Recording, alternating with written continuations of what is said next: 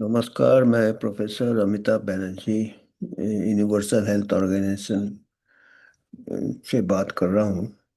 आपको अभी तक तो मालूम हो गया है कि हम एक प्रकार के वॉच डॉग है, पब्लिक हेल्थ के बारे में बात करते हैं। आज हम बात करेंगे कि हमारे माहौल हमारा अच्छा ही है अभी, क्योंकि क्या होता है कि हमने अभी जो बात किया था, बात आज भी एचपीवी वैक्सीन का बात है। Human papilloma virus HPV vaccine का बात है। और अभी हम कई दिनों से हमने बताए थे कि जैसे दूसरे देशों में जो उनका अनुभव है, ये एचपीवी वैक्सीन ऑन ट्रायल, ये किताब में कि जो कोई दूसरा पक्ष रखता है उसको ज़्यादा दबा दिया जाता है। जो मेन मेडिकल कम्युनिटी है, उनका जो ये है, उनका जो मत है कि ये बहुत अच्छा है एचपीवी वैक्सीन। और ये आपके लड़कियों, आपकी डॉटर्स जो है, कन्याएं जो है, उनको आप अगर एचपीवी वैक्सीन नहीं देते हो तो उनको आप खतरे में रख रहे हो। किसका? सर्वाइकल कैंसर होने का। और दूसरा एक मत है, जैसे बताया था कि इसके दुष्प्रभाव वगैरह काफी जगह से ऐसे खबर आए हैं, जिसको कि मानती नहीं है। जो मेडिकल एस्टेब्लिशमेंट है वो कहते हैं इसका कोई कोरिलेशन नहीं है। और वो वाले जो पक्ष है वो कहते हैं कि अगर आप एचपीवी वैक्सीन का आप टीका दोगे तो आप अपने कन्याओं को, अपने लड़कियों को आप खतरे में डाल रहे हो। तो दोनों पक्ष में काफी डिबेट अभी, काफी इस पे विवाद हो रहा है, डिबेट हो रहा है। और ऑफिशियल ये ऐसा है कि कोई मानने से तैयार नहीं है, मानने को तैयार नहीं है कि इससे कोई दुष्प्रभाव हो सकते हैं। जबकि कई जगह से ऐसे हमको सिग्नल आ रहे हैं, संदेश आ रहे हैं, जिससे कि हमको थोड़ा और जांच करना है। और हम हमेशा कहते हैं कि यूएचओ, और हमारा जो मत रहता है यूएचओ के मेंबर्स का, कि हम अच्छे से ये करें कि और हम, हमारा प्रिंसिपल है कि अगर थोड़ा भी डाउट हो कोई चीज में दुष्प्रभाव का, तो हम खतरे में डाल रहे हैं। क्योंकि जो हिपोक्रेटिस का जो ओथ है मेडिसिन में कि फर्स्ट डू नो हार्म, पहले आपको जब मालूम नहीं है तो नुकसान नहीं होना चाहिए।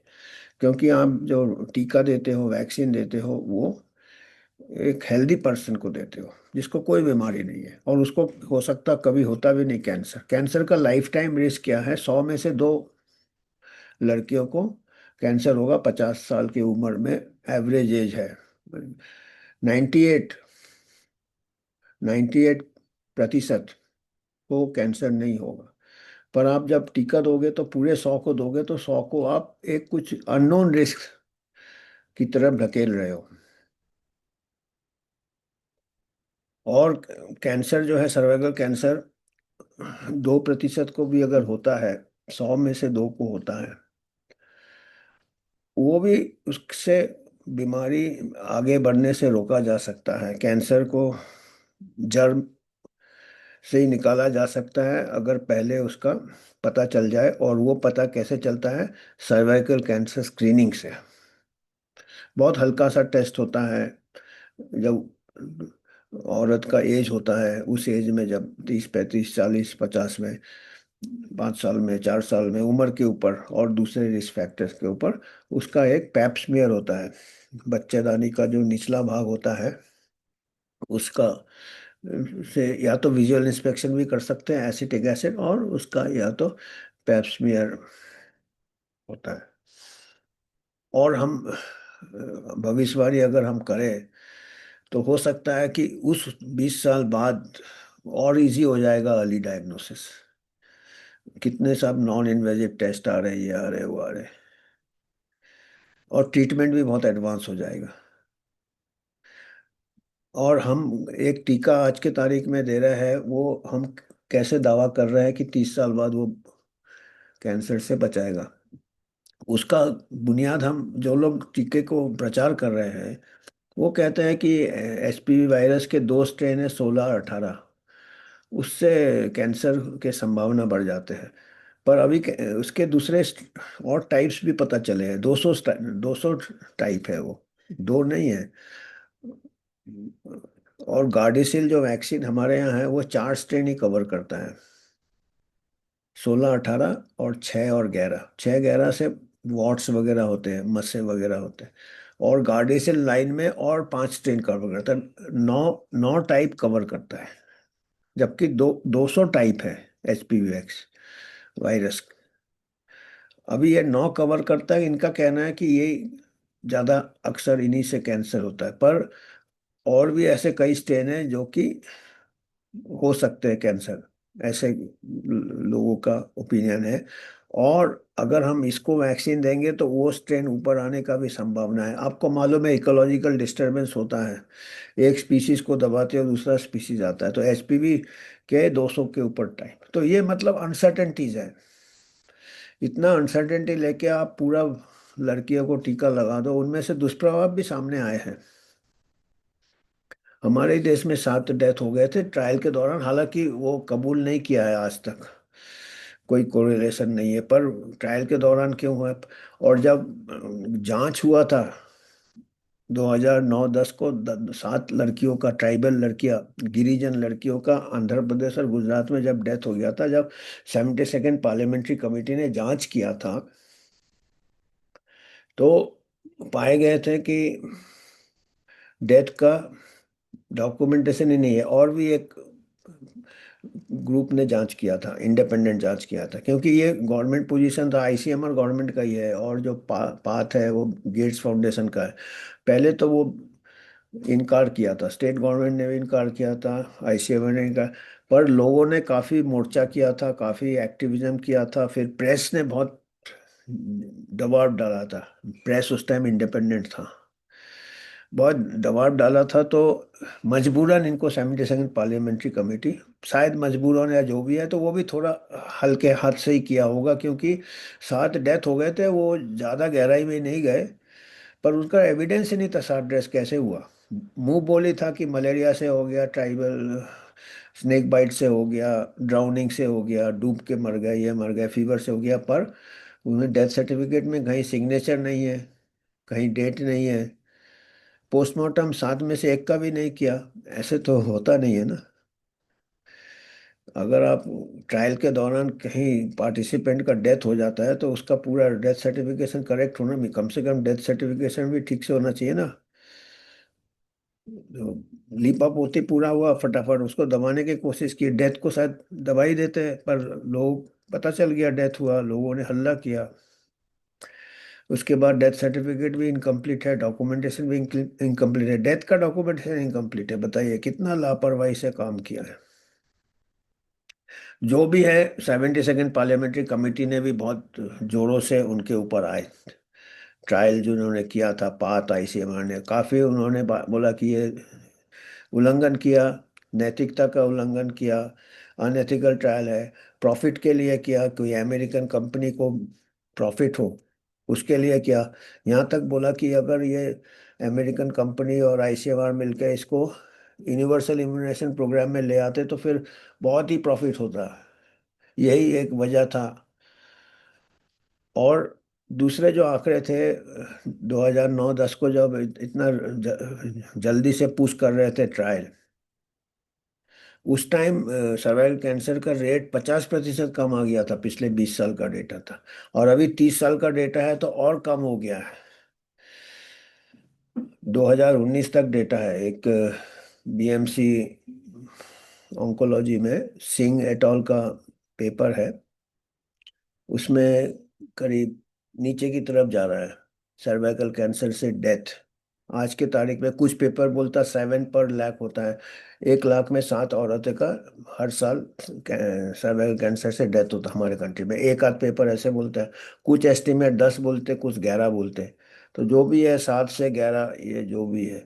और इसके लिए और अच्छा डेटा कीपिंग होना चाहिए ना, इतना वेरिएशन भी नहीं आना चाहिए। तो 1 लाख में 10 डेथ ले लो या 7 डेथ ले लो, और ट्रायल में 25,000 में 7 डेथ हो गया। यंग लड़कियों का हुआ, उनको कैंसर होता भी तो 50 साल में जिंदगी अपना जी के उस टाइम कैंसर होता। मैं वर्स्ट सिचुएशन बता रहा हूँ। और सर्वाइकल कैंसर ऐसे ही में 1 लाख में 10 लड़की औरतें या 7 औरतें का डेथ होता है। 1 लाख में 50 साल की उम्र। अब यहाँ टीके से 7 लड़कियों का डेथ हो गया। अभी हालांकि वो कह रहे हैं कि टीके से नहीं हुआ, पर हमको कॉशन रहना चाहिए ना। नहीं हुआ तो आप बताओ कि किससे हुआ, वो तो डेथ सर्टिफिकेट बताओ, पोस्टमार्टम रिपोर्ट बताओ। एक का भी पोस्टमार्टम नहीं किया। तो जो भी है, और भी दुष्प्रभाव आ रहे हैं, ऑटो इम्यून डिजीज का आ रहा है, कॉम्प्लेक्स रीजनल पेन सिंड्रोम आ रहा है। जापान में भी उसी टाइम रोका था जब इंडिया में ये हादसा हुआ था 2013 को। जापान में 2013 को, उसके पहले हो गया था इंडिया में हादसा। इसका जो रिपोर्ट है वो कंप्लीट हुआ था 2013 को इंडिया में, जॉइंट पार्लियामेंट्री कमेटी का। और जापान में 2013 को लॉन्च हुआ था, और 3 महीने के अंदर उसको सस्पेंड कर दिया था, पॉज कर दिया था। और 9 साल तक पॉज था, क्योंकि वहाँ पे थोड़ा सीरियसली लिया है जो एडवर्स इवेंट्स वगैरह हुए, ऑटो इम्यून डिजीज हुए वगैरह वगैरह।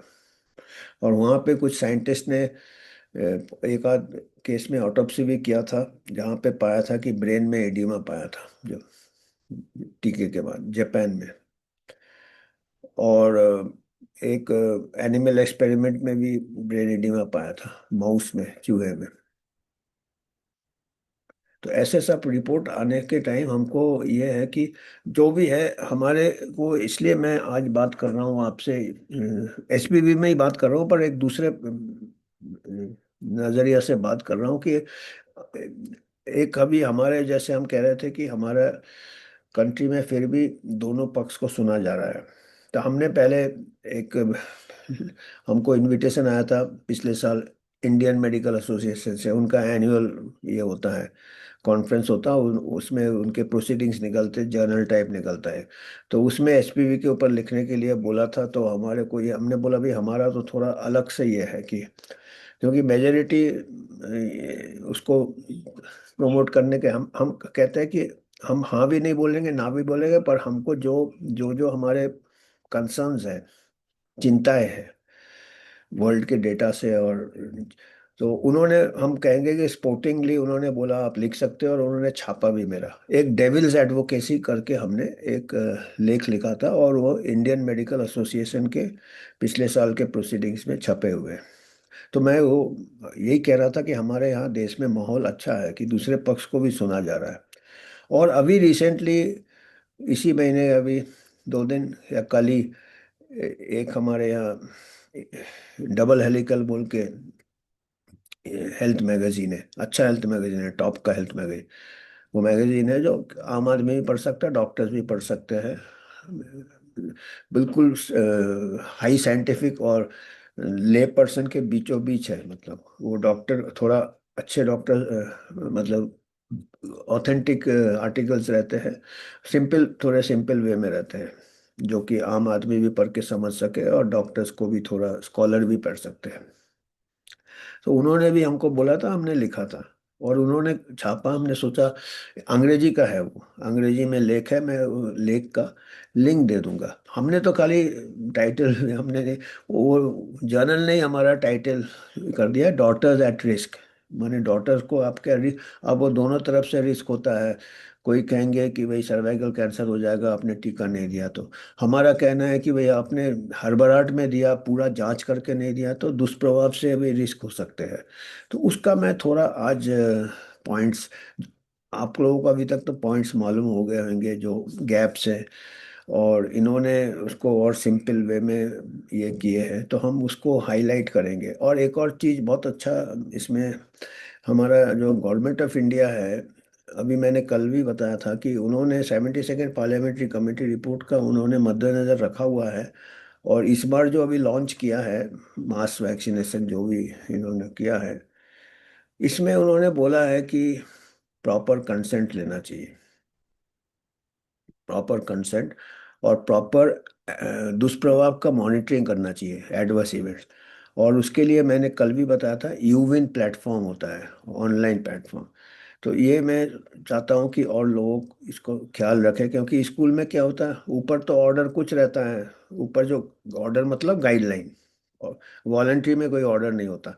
ऊपर का गाइडलाइन है कि आपका वॉलंटरी है, और इसको पूरा बताना है, साइड इफेक्ट वगैरह वगैरह, और कंसेंट लेना है। इन्फॉर्म कंसेंट का मतलब ही है साइड इफेक्ट बता के कंसेंट।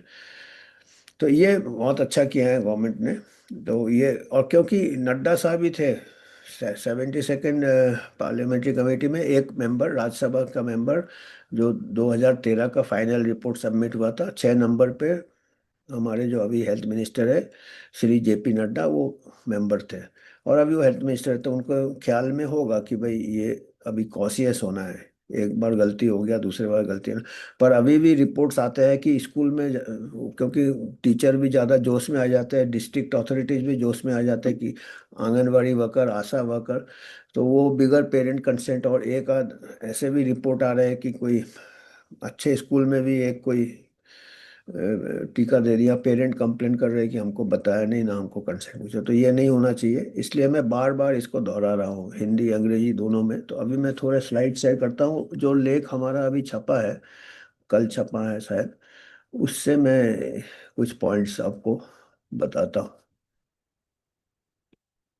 तो ये तो है, ये इनका टाइटल ही दिया है, प्लेइंग विद डॉटर्स लाइफ। अब बेचारे लड़कियां बच्ची है, उनको खुद डिसीजन लेने का एज नहीं है, पर वो पेरेंट का डिसीजन बहुत ही फिर रिस्पॉन्सिबल हो जाता, जिम्मेदार हो जाता। और अगर आप पेरेंट का ही डिसीजन नहीं ले रहे हैं, तो फिर कितना बड़ा आप एथिकल वायलेशन कर रहे हैं। स्कूल वाले को भी मालूम होना चाहिए, स्कूल प्रिंसिपल को भी मालूम होना चाहिए। और हम अभी यूएचओ की तरफ से एक पिटिशन भी डालने वाले हैं, वो भी हम शेयर करेंगे जब हम इसी के, मतलब ये ठीक से प्रोसेस होना चाहिए। तो इसका जो भी साइड इफेक्ट्स वगैरह मालूम होने चाहिए। Current evidence linking HPV virus to cervical cancer and the uncertainties, जो हम वही बताते हैं कि ये एक सोच है कि 16, ठीक है हो सकता 60, पर 16-18 का अभी आपने टीका दे दिया, आपको पास क्या है कि 30 साल 40 साल तक उसका प्रोटेक्शन रहेगा टीके का, आप एज्यूम कर रहे हैं। और ये 9 से 14 जो दे रहे हैं ना, क्योंकि ट्रायल के दौरान ही ये पाया गया है। मैंने बताया था, एक मैंने वीडियो भी बनाया था उसके ऊपर, कि जिनको ऑलरेडी एचपीवी वायरस इन्फेक्शन हो गया, उनको अगर टीके दोगे तो उनको 30% 40% चांसेस बढ़ जाते हैं सर्वाइकल लीजन्स होने के। वो इनके मर्क और जीएसके के ट्रायल डेटा में ही है। और इसीलिए ये सोचते हैं 9 से 14 में देंगे तो वो पहले एचपीवी वायरस इन्फेक्शन नहीं हुआ होगा, जैसे जैसे एज होता चांसेस हो जा। और जो ऑलरेडी एक इन्फेक्टेड है, उनको वैक्सीन एक साइंटिफिकली कॉन्ट्राइंडिकेटेड हो जाएगा अगर क्योंकि ट्रायल रिपोर्ट बता रहा है कि 30% 40% उनको बचाने के लीजन कम करते हैं। एक्चुअली फाइनल कैंसर तक का तो किसी ने नहीं स्टडी किया, पर जो इंटरम लीजन्स होते हैं पहले, ग्रेड 1 ग्रेड 2 या एचपीवी क्लियरेंस, वो उसका असर उल्टी तरफ जाता है, नेगेटिव की तरफ जाता है। अगर जिसको एचपीवी के वायरस के होने के बाद आपने वैक्सीन लगा दिया, या पास्ट इन्फेक्शन है और वैक्सीन लगा दिया, तो ये प्रॉब्लम है। 30 साल बाद क्या होगा हम बता नहीं सकते, तो एंड तक। और दूसरा अनसर्टेनिटी हमने बताया कि इसके 200 स्ट्रेन है। अभी आपने 9 स्ट्रेन, गार्डेसिल नहीं, 9 स्ट्रेन है, गार्डेसिल 4, 4 स्ट्रेन है। 4 स्ट्रेन से बचा रहे हो, 9 स्ट्रेन से बचा रहे हो, 200 टाइप्स होते हैं। तो इसका मतलब ये है कि आगे फिर बोलेंगे देखिए अभी नया आ गया, और स्ट्रेन ऐड कर लिया, उसके बाद और स्ट्रेन ऐड कर लिए। जैसे नया कॉलगेट आ जाता है, नया टूथब्रश आ जाता है, नया ये आ जाता है। तो ये तो फिर चलता ही रहेगा।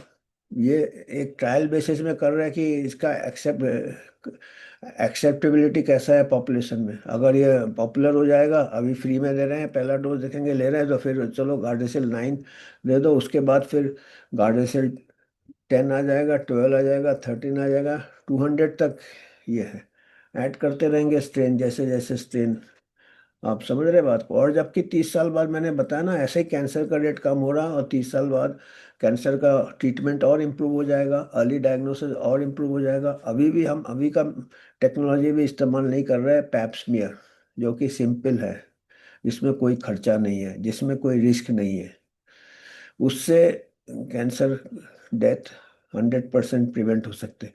वैक्सीन का अनसर्टेन है, और दुष्प्रभाव का अनसर्टेन ही बोलो या है, पर जिस चीज का कोई पता नहीं है, कैंसर होना है कि नहीं है उस लड़की को, और उसको अगर दुष्प्रभाव हो जाए तो वो एक निर्दोष को उम्र कैद हो जाने वाली बात है।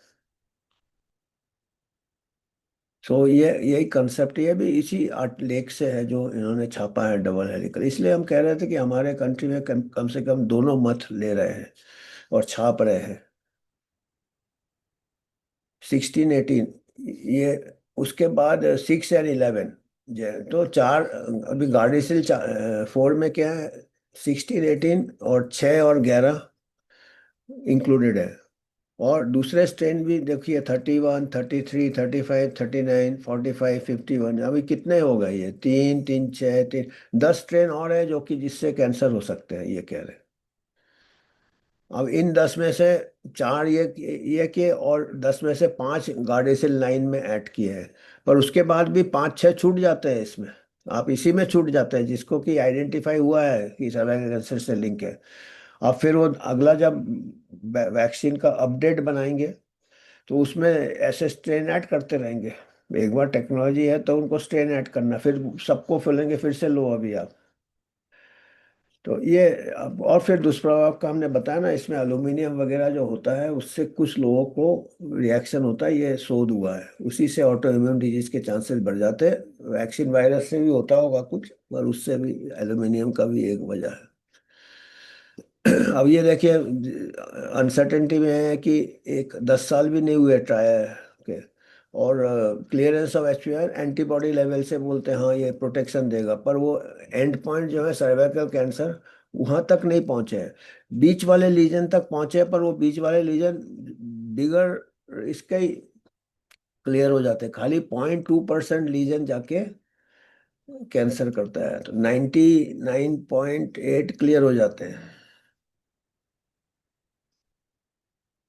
तो सीरियस वर्क, ये भी इसी से है, serious work including social research. Social research भी चाहिए कि भाई हमारा यहाँ अनसेफ बिहेवियर कितना है। अभी हम वेस्टर्न कंट्री से लेते हैं कि भाई वहाँ पे बहुत ज़्यादा सेक्स, और अभी हमारे भी जो बातचीत होता है हमारे कलीग, बोले नहीं हमारा इंडिया का भी सोसाइटी चेंज हो रहा है, आपको मालूम नहीं है आजकल क्या हो रहा है, यंग लोग क्या कर रहे हैं। अरे भाई मालूम करो ना, उसके लिए सोशल साइंटिस्ट को इन्वॉल्व करो, सोशल रिसर्च करो, उनको एडुकेशन दो कि भाई ये रिस्क है यंग पीपल को। अभी आप ये तो नहीं है जब वो अभी यहाँ कर रहे हैं, अभी उनका बिहेवियर चेंज हो गया, मिक्सिंग हो गया और लिव इन वॉट एवर, बहुत उनके मल्टीपल सेक्स पार्टनर्स हो गया, वो रिस्क है मल्टीपल सेक्स। तो वो, तो भाई आप एचपीवी का टीका दे दिया, आप सोचें आप एक ये बचा दिया एचपी, पर दूसरा एचआईवी एड्स तो नहीं बचेगा, एसटीडी तो नहीं बचेगा, गोनोरिया सिफिलिस। तो आपको तो बिहेवियर सोशल रिसर्च करना है ना, सेक्सुअल बिहेवियर। आप क्या है, एचपीवी और प्रोपागेंडा कर रहे हैं आप, उसका फिल्म स्टार को नचा रहे हैं और इसको नचा रहे हैं। तो हमको हर टाइप से सर्वाइकल कैंसर है डेफिनेटली, अगर उसको रोक सकते हैं तो पूरे तरीके इस्तेमाल करने चाहिए, टेक्नोलॉजी भी इस्तेमाल करनी चाहिए, और टेक्नोलॉजी टेस्टेड टेक्नोलॉजी इस्तेमाल करनी चाहिए। ऑब्जर्व करो मार्केट में रहे तो जिनको ऑफर कर रहे हो, कुछ लोग लेंगे कुछ नहीं लेंगे, उनको फॉलो अप करो। और उनको फॉलो अप करो जो आपने 2009 को 26,000 लड़कियों को दे दिया था आंध्र प्रदेश और गुजरात में, उनको देखिए 10 साल तो हो ही गया, उनको उनका रजिस्ट्रेशन होगा। उनको फॉलो करो कि उनका क्या है आउटकम, तो कुछ तो डेटा मिलेगा। आप तो अंधेरे में तीर चलाए जा रहे हो, आपके पास बेसलाइन कैंसर का भी डेटा नहीं है। कभी कभी सर्वे होता है या कोई स्टडी करता है तो पता चलता नीचे जा रहा है। तो आप पहले उसको एस्टेब्लिश करो, फिर पता चलेगा ना वैक्सीन कितना बेनिफिशियल है कुछ। फॉलोइंग ट्रेंड ये देखिए, call for proper risk benefit evaluation before rushing for mass roll out. Caution call for in the context of past misadventures. Andhra Pradesh और गुजरात में जो हुए थे, ये 7 tribal out of 25 jab died during unethical trials. अगर वो वैक्सीन नहीं लेते तो उनका भी 7 या 10 पर लाख होता, और 26,000 में 7 का देहांत हो गया। तो ये देखिए, एक और वैक्सीन का दुष्प्रभाव होने से यंग एज में 14 साल की लड़कियां, तो आपकी लड़कियां को खतरे में क्यों डाल रहे हैं आप, अनजान खतरे में। और बेनिफिट आपको 30 साल बाद बताया जा रहा, वो भी अनजान है, क्योंकि अनसर्टेनिटीज बहुत है ना, इतने सारे स्ट्रेन है, इतने सारे ये है। तो इसका हमने यही बताया था कि आगे कैसे बढ़ना है, साइंस के साथ आगे कैसे बढ़ना है, कि अगर यूआईपी में बहुत खर्चा आ रहा है, और हमारा अभी तो कह रहे हैं पहला डोज है, ये कंपनी फ्री में दे रहा है। अभी कोई कंपनी कोई चीज फ्री में देता है क्या, पर चलो दे रहा है, पर हमको सोचना है ना कि दे रहा है तो जबरदस्ती करने का। तो कुछ लोग जो लेना चाहते हैं अपने मर्जी से ले, अपना जानकारी पता करके अपने डॉटर के आप ये कर रहे हैं, बेचारी वो डॉटर अपना ये भी नहीं ले सकती है। कल जाके उसको कुछ दुष्प्रभाव होगा तो कल वो बड़ी हो जाएगी, तब वो पेरेंट को बोलेगी कि आपने पहले पता कर जांच करके आपने हमको टीका लगवा दिया, बिगड़ जांच करके, बिगड़ जांच करके, बिगड़ शोध करके, आजकल बच्चे लोग काफ़ी इंटेलिजेंट होते हैं, नेट में देखते हैं। कल मान लीजिए बच्ची थोड़ी बड़ी होगी, अगर बाई चांस खुदा ना खास कर उसको कुछ दुष्प्रभाव हो गया, तो वो उलट पलट के पेरेंट्स से पूछ सकती है कि भाई कैसे आपने दे दिया, कैसे आपने सोचा कि हमारा सेक्सुअल बिहेवियर, मल्टीपल सेक्स, हमको सेक्स एजुकेशन ज़्यादा इम्पोर्टेंट है, वगैरह वगैरह, हाइजीन सैनिटेशन उससे कम हो रहा। तो ऐसे कई, मैं बता रहा हूँ कि ये ऐसा स्ट्रेट फॉरवर्ड नहीं है कि आपने टीका लगाया और कैंसर भग जाएगा, और कैंसर का वैक्सीन नहीं है, ये वायरस का वैक्सीन है, यही बताना है। ये डायरेक्ट, और ऐसे प्रमोट किया जाता है जैसे एंटी कैंसर वैक्सीन है, ऐसा नहीं है। और अभी तो लड़के लोगों को भी बोल रहे लगाओ, तो आप सोच रहे हो खाली लड़कियों नहीं, अपने लड़के लोग। और हालांकि वो बोलेंगे कि 130 कंट्री में है, बिलियन ऑफ डोज लगे हैं, पर हमने अभी तक कितने इसमें से बताए हैं कि जितने कंट्री है उनको एक तरफा ही सुन रहे हैं, दूसरा पक्ष का सुन नहीं रहे हैं। यहाँ तक कि जो लोग पीड़ित हैं उनकी आवाज़ भी बोल रहा है कि आपका साइकोलॉजिकल है, आपका ये वैक्सीन से रिलेटेड नहीं है। तो और फिर हमारा सबको लगाएंगे तो हमारे पास शोध के लिए कंट्रोल ग्रुप में नहीं रहेगा ना, एक्चुअल वही होता ना, जिसको लगाया जिसको नहीं लगाया, और दोनों में कंपेयर करो दुष्प्रभाव है और बेनिफिट, तो वो। तो इसीलिए चलो, एक चीज़ अच्छा है, देखिए अभी प्रेस इंफॉर्मेशन ब्यूरो का ये रिलीज है ये, तो इसीलिए हम कह रहे हैं कि ये अच्छा है। दो चीज़ अच्छा है अभी हमारे देश में, एक तो हमारे जैसे बोलने वाले के लिए भी एक प्लेटफॉर्म दे रहे हैं, लिखने वाले के लिए प्लेटफॉर्म दे रहे हैं, जो कि जो डबल हेलिकल है, मैं इसका लिंक दे दूंगा, अंग्रेजी में है, जिसको पढ़ना है आजकल तो वो भी गूगल ट्रांसलेट भी हो जाता है हिंदी में। तो हमने सोचा चलो अंग्रेजी में है तो हिंदी में थोड़ा लार्जर ऑडियंस को, हिंदी स्पीकिंग ऑडियंस को भी पता चलेगा कि दोनों पक्ष का हमको मौका मिल रहा है। और ये जो गवर्नमेंट ऑफ इंडिया का है प्रेस इंफॉर्मेशन ब्यूरो का 13 मार्च का है, government HP vaccine enhance safety and ethical oversight, नैतिकता, उसमें आता है आपका इन्फॉर्म कंसेंट, पेरेंट को इन्फॉर्म करना है। और जो भी है ठीक है, अभी रिकमेंड कर दिया, मतलब हमारे यहाँ भी मेन स्ट्रीम ये है कि भाई एचपी वैक्सीन लगना चाहिए, तो ठीक है। पर एटलीस्ट हमारे पक्ष को भी सुन रहे हैं, जिसको कि डेविल्स एडवोकेसी कहते हैं, कि दूसरे तरफ जैसे कोर्ट ऑफ लॉ जैसा ही है, मेडिसिन दोनों एविडेंस के ऊपर है, और दोनों बहुत अनसर्टेन है, कभी कानून होता है कभी नहीं होता है। तो मेडिसिन में भी ऐसा है, पर इसीलिए कोर्ट में दोनों पक्ष को सुना जाता है। तो ये इसीलिए अगले पक्ष को डेविल्स एडवोकेट कहते हैं अंग्रेजी में, कि भाई दूसरा पक्ष, तो हम वो काम करना चाहिए। साइंस में भी एक चेक्स एंड बैलेंसेस होने चाहिए, हो सकते हैं हम गलत है, पर एटलीस्ट हमारे को सुना जा रहा है, तो ये अच्छा है।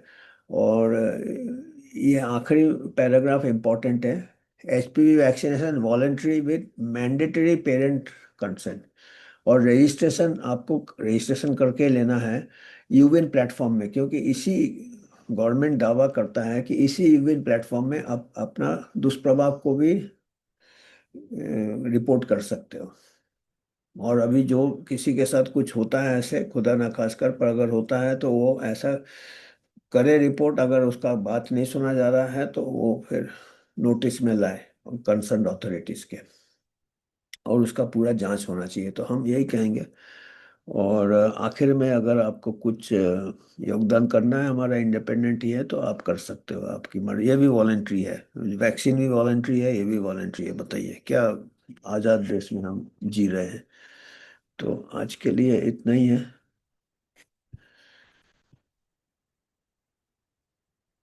तो आपके कुछ पॉइंट्स है तो आप बता सकते हैं। धन्यवाद, हमको आज इतना ही कन्वे करना था।